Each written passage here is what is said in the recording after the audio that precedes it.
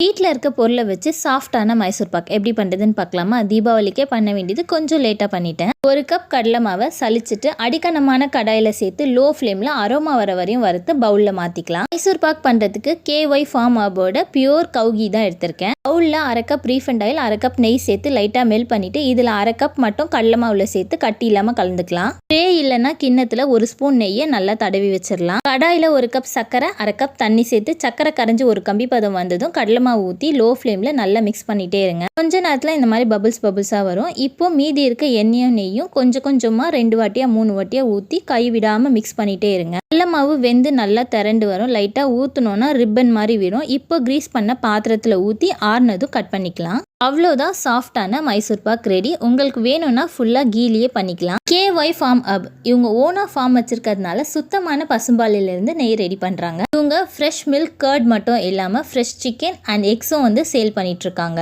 உங்களோட ஃபார்ம் அரியலூர் டிஸ்ட்ரிக்ட்ல வானதிராயன் குப்பம்ல இருக்கு. சென்னையிலேயும் உங்களுக்கு பிரான்ச் இருக்கு. ஹோல்சேல் அண்ட் ரீட்டைல் ரெண்டுமே பண்ணிட்டு இருக்காங்க. உங்களோட பேஜ் டேக் பண்ணியிருக்கேன். வேணுன்றவங்க DM பண்ணி டீட்டெயில்ஸ் செக் பண்ணிட்டு யூஸ் பண்ணிக்கோங்க.